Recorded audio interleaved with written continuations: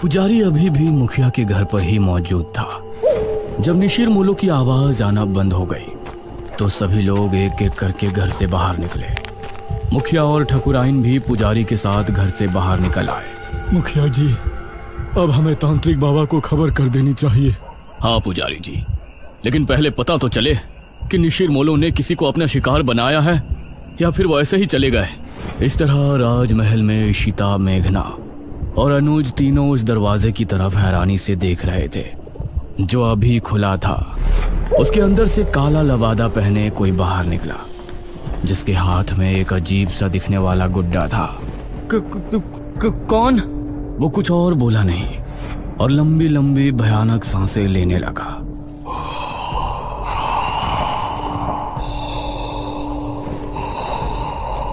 उसकी भयानक सांसों को सुनकर ये तीनों डर गए और तभी वो तेज रफ्तार से इनकी तरफ भागा।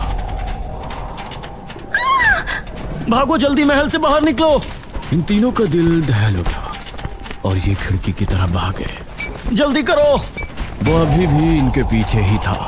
अनुज ने पहले इशिता और फिर मेघना को बाहर निकाला। वो अनुज तक पहुंचने ही वाला था कि तभी अनुज भी खिड़की से कूद गया। क्या था वो? चलो अब घर चलते हैं, 2 बज रहे हैं, कहीं पिताजी या माँ जाग ना जाए। ये तीनों अब गांव की तरफ रवाना हो गए। माँ और पिताजी को इस बारे में बिल्कुल नहीं बताना, ठीक है? अरे हम क्यों बताएंगे भला? जैसे ही ये तीनों गांव पहुंचे तो बाहर ही पुजारी और बहुत से लोग खड़े थे। अनुज, तुम यहाँ? हमें तो लगा कि तुम तीनों अपने अपने कमरे में सो रहे हो। इतनी रात में तुम तीनों कहाँ से आ रहे हो? वो पिताजी। मुखिया ने मेघना और इशिता की तरफ देखा। तुम दोनों कहाँ गई थी अनुज के साथ? जी माफ कर दीजिए अंकल, हम दोनों का घूमने का मन हो रहा था। तो दिन में घूमने चले जाते, रात में बिना बताए जाने की क्या जरूरत थी? माफ कीजिए पिताजी, मैं ही इन दोनों को ले गया था, लेकिन आप सब लोग यहाँ बाहर इकट्ठा होकर क्या कर रहे हैं? अनुज ने बात को बदलते हुए कहा। आज गांव में निशिर मोलो आए थे, सभी उनकी आवाज सुनकर ही खौफ में थे। क्या निशिर मोलो? ये निशिर मोलो कौन है? 4 कथई लबादे वाले शख्स जो अपने कंधों पर एक ताबूत उठाए रात के समय गांव में घूमते हैं। उनकी आंखें लाल चमक रही होती हैं। रात के समय गांव में घूमते हैं। उस समय अगर वो किसी को देख लेते हैं या कोई उन्हें एक बार देख लेता है तो वो उसे अपने साथ ले जाते हैं।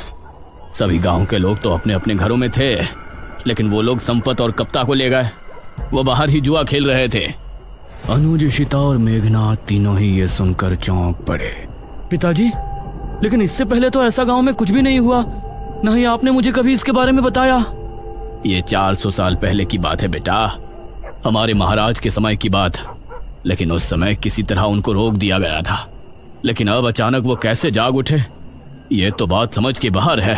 मुखिया जी, अब कल सुबह ही तांत्रिक महाराज से मिलने के लिए निकलेंगे। फिलहाल सभी लोग अपने अपने घरों को जाएं और निशिर मोलो से सावधान रहें।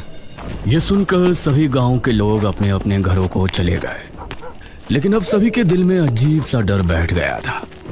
इशिता और मेघना भी अपने कमरे में पहुंची।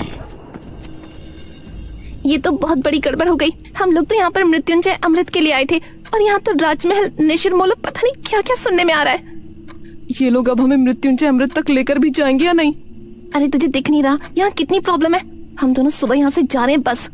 नहीं, मैं नहीं जा सकती। लेकिन क्यों? वो मृत्युंजय अमृत। इतना कहकर मेघना ने आगे कुछ नहीं कहा। आपने बिना सोचे समझे उन दोनों लड़कियों को घर में जगह क्यों दे दी? देखा ना अब क्या हुआ। ठकुराइन, वो लड़कियां तो अनजान है, लेकिन अनुज को तो सब कुछ पता है ना। वो उनको लेकर रात में निकल गया, इसमें हम उनको दोषी नहीं ठहरा सकते। उनको लेकर जाने वाला तो हमारा ही बेटा है ना। कुछ ही देर में सभी एक एक करके सो गए।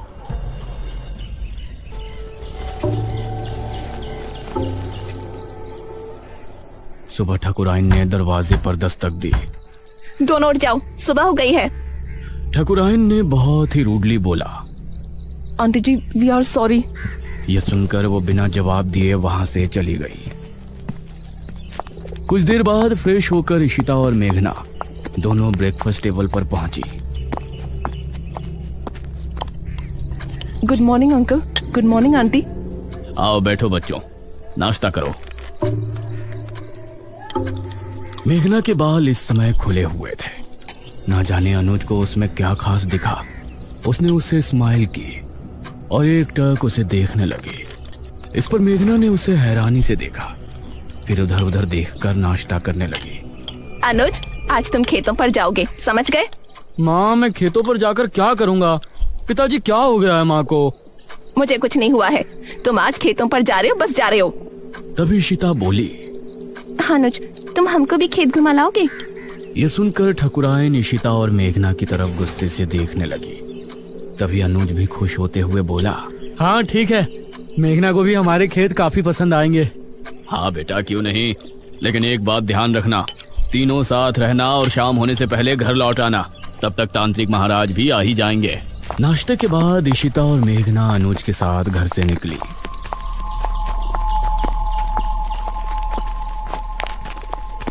तुम अंकल आंटी के सामने मुझे ऐसे क्यों घूर रहे थे? तुम सच में शहर से ही हो ना? क्यों, कोई शक है? शहर की लड़की होती तो अब तक समझ जाती कि मैं उस पर लाइन मार रहा हूँ। वो मतलब स्लिप हो रहा हूँ। अनुज, उसे ऐसे मजाक बिल्कुल पसंद नहीं। ओह अच्छा अच्छा ठीक है, सॉरी, लेकिन वो मजाक नहीं था। ये सुनकर मेघना भी हल्के से मुस्कुरा दी। ये लोग अब घने जंगल में पहुंच चुके थे। वैसे अनुज, यहाँ आने से पहले हमने कुछ सुना था। क्या सुना था? यही ना कि हमारे गांव के लोग एक नंबर के बेवकूफ है। अरे नहीं, किसी मृत्युंजय अमृत के बारे में कहा जाता है कि उसको पीने से बड़ा रोग दूर हो जाता है। ये सुनकर अनुज ने इशिता और मेघना दोनों को घूर कर देखा। तो तुम लोग यहाँ मृत्युंजय अमृत की तलाश में आई हो? नहीं, वैसे वो झूठ नहीं तो सीधा बोलना था ना। बेकार में राजमहल जाकर मुझे भी माँ से डांट पड़वा दी। वो हमें लगा था कि सीधे उसके बारे में पूछने से तुम कुछ गलत समझोगे। वैसे ये इशिता पूछती तो लगता, लेकिन तुम पूछती तो नहीं लगता। ये कहकर अनुज मुस्कुराने लगा और इस बार मेघना के चेहरे पर भी मुस्कान छलक आई। तो क्या तुम हमें उसके बारे में बता सकते हो? उसकी कहानी बहुत ही अजीब है, मुझे पूरी नहीं पता। तो बताओ ना, मुझे सुनना है। जितनी पता है उतनी बता दो। ये बात मुझे दादाजी ने बताई थी। सन 1600 में एक बहुत बड़ी महामारी फैली थी। जवान बूढ़े सभी की तबीयत बिगड़ती और फिर कुछ ही दिनों में उनकी मौत हो जाती। उस समय जो राजा था उसे इसकी बहुत चिंता सता रही थी और राजा की चिंता देखकर उनकी बेटी राजकुमारी बहुत चिंता में थी। जब ठीक 4 साल उस महामारी को गुजर गए तो राजकुमारी रहस्यमय तरीके से गायब हो गई। गायब? वो कैसे? वो कहीं चली गई थी। राजा ने उन्हें बहुत ढूंढा लेकिन वो कहीं नहीं मिली। उसके बाद ठीक 1 साल 1 महीने बाद राजकुमारी लौटी और अपने साथ वो एक बीज लेकर आई थी। महाराज ने उनसे सवाल किया कि कहाँ थी, तो उसने कोई जवाब नहीं दिया। उसके बाद उस बीज को बोया गया और उससे ये बरगद का पेड़ उगा और इस बरगद के पेड़ से ये मृत्युंजय अमृत, इसको पीने से राज्य में आई महामारी खत्म हो गई। लेकिन कुछ समय बाद ही राज्य पर बहुत बड़ा संकट आया। कैसा संकट? और ये निशिरमोलो जिसके बारे में गांव के लोग बातें कर रहे हैं, उनकी क्या कहानी है? उसका तो मुझे भी नहीं पता। फिलहाल तुम वो देखो। उसने सामने की तरफ उंगली पॉइंट की। कुछ ही दूर पर सामने था एक हरा भरा बरगद का पेड़। उसे देखते ही मेघना हैरान रह गई। ये वही पेड़ था जो उसे सपने में दिखाई देता था और अब उसका वो सवाल और भी गहरा हो गया था कि ये पेड़ उसको सपने में क्यों दिखाई देता है। ओह माय गॉड, ये पेड़ तो बहुत बड़ा है। यही मृत्युंजय अमृत का पेड़ है। हाँ, और क्या?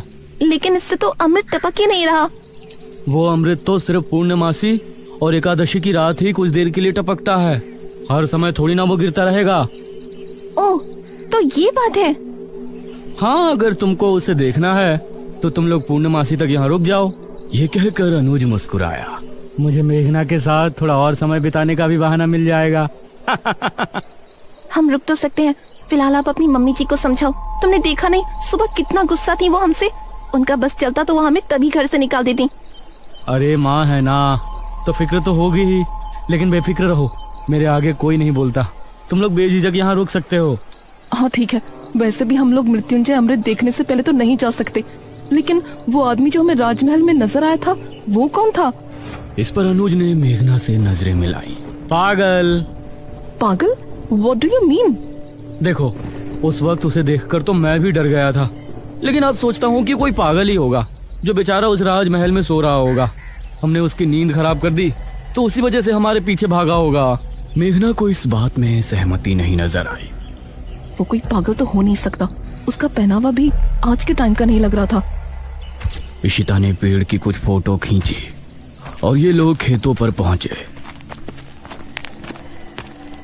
ये काफी देर तक साथ घूमे और इनके बीच बातें भी खूब हुई। अनुज की बातें अब मेघना को भी अच्छी लगने लगी थी, लेकिन वो अपने सपने और इस गांव के रहस्यों के बारे में ज्यादा सोच रही थी। शाम होने से पहले ये तीनों गांव वापस पहुंच गए।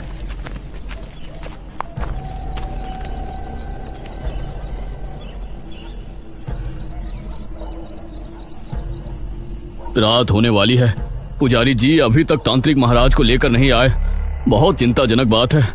मुखिया, ठाकुराइन और गांव के बहुत से लोग चौक पर इकट्ठे थे। तभी पुजारी अपने साथ एक तांत्रिक को लेकर वहां पहुंचा।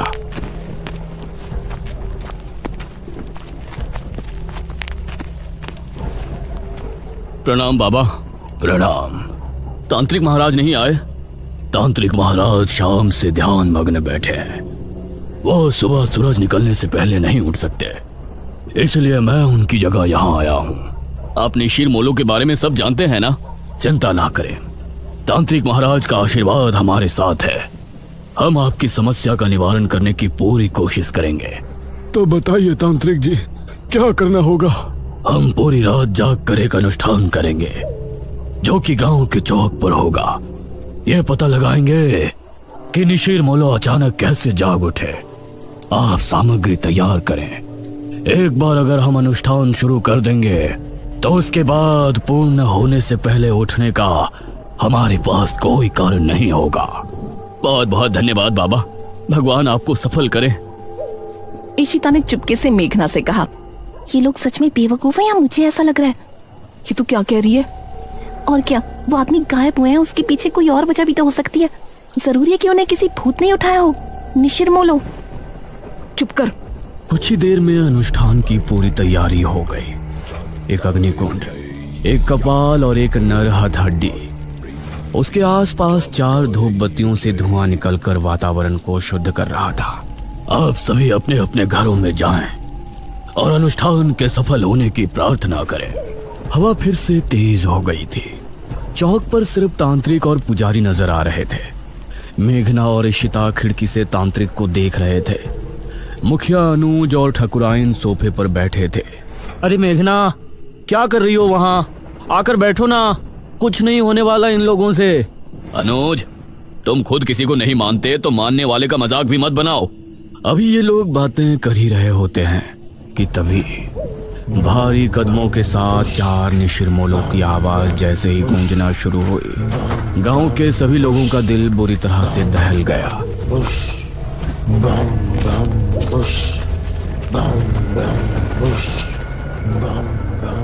अरे ये आवाज? ये सुनकर मुखिया भी बुरी तरह से डर गया। जल्दी से सभी खिड़की दरवाजे बंद कर दो, कोई बाहर नहीं झांकेगा। उसे इस तरह से डरा हुआ देखकर इशिता और मेघना भी हैरान रह गए। हे भगवान, निशिर मोलो फिर से आ गए। 400 साल पहले तो ये सिर्फ शनिवार की रात्रि में ही आया करते थे। उनकी आवाज सुनकर पुजारी और तांत्रिक भी डर गए थे, लेकिन तांत्रिक ने मंत्र पढ़ना जारी रखा।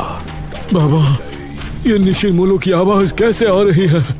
तांत्रिक ने उसका कोई जवाब नहीं दिया। पुजारी भी डर गया था, इसलिए वो भी चुपचाप मंदिर की तरफ रवाना हो गया। वो आवाजें अब तेज होती जा रही थी। मेघना ने जल्दी से खिड़की को बंद कर दिया। इधर पुजारी मंदिर की तरफ बढ़ ही रहा था कि तभी उसको सामने से निशिर मोलो आते हुए नजर आए। पुजारी उन्हें देखकर बेहद डर गया और खौफ भरी आंखों से उन्हें देखता रहा। ताबूत खुलते ही और उसके बाद सब कुछ सन्नाटे में बदल गया। हे भगवान, ये तो पुजारी जी की आवाज है। इसका मतलब है निशिर मोलो ने पुजारी जी को भी। पिताजी, उनकी आवाजें तो अभी भी आ रही हैं। हे भगवान, पता नहीं क्या होगा। तांत्रिक बाबा की रक्षा करना। तांत्रिक अभी भी बैठा हुआ अनुष्ठान कर रहा था। उसको सामने से निशिर मोलो आते हुए नजर आए। उन्हें देखकर तांत्रिक की आंखों में भी खौफ उतर आया। निशिर मोलो उसके सामने आकर रुक गए और एकदम शांत हो गए। तांत्रिक ने उन्हें देखने के बाद भी अनुष्ठान जारी रखा। आवाज आनी बंद हो गई, लगता है वो चले गए पिताजी। नहीं, अभी कुछ देर अंदर ही रहो। जब तक तांत्रिक महाराज खुद नहीं कह देते, कोई बाहर नहीं जाएगा। तभी तांत्रिक बाबा की एक दर्दनाक चीख फिजा में गूंजी।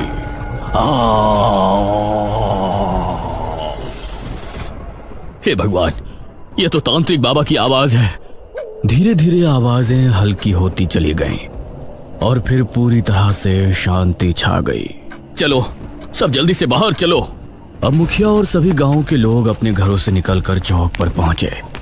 वहां उन्होंने देखा कि तांत्रिक बाबा किसी मिट्टी के पुतले के जैसे जमे बैठे हैं। उनकी आंखें और मुंह पूरी तरह से फटा हुआ है। तांत्रिक बाबा!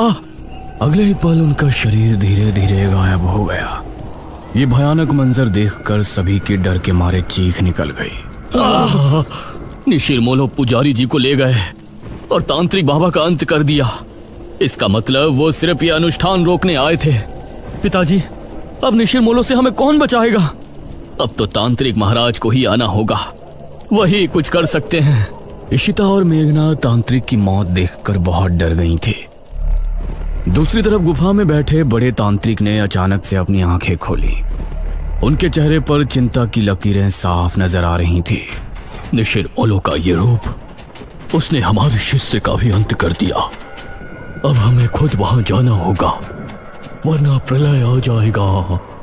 उस रात जब मेघना सो रही थी तो उसे एक सपना आया। वो एक राजकुमारी वाली वेशभूषा में एक सुनसान जंगली इलाके में घूम रही है। दूर दूर तक कोई नजर नहीं आ रहा है। तभी कोई पीछे से उसके कंधे पर हाथ रखता है। हाँ। मेघना चौंकते हुए पीछे मुड़कर देखती है और उसके मुंह से चीख निकल जाती है। उसे देखकर वो चीखती हुई नींद से जाग उठती है। अरे मेघना, क्या हुआ? मृत्युंजय अमृत क्या है ये तो हमने जान लिया, लेकिन निशिर मोलो कौन है और मेघना का इन सब से क्या संबंध है? वो कौन सा खौफनाक रहस्य है जिसकी वजह से गांव के लोग पहले भी खौफ में थे और आज भी है? इन सभी सवालों के जवाब जानने के लिए हमारे साथ बने रहिए निशिर मोलो के तीसरे भाग में।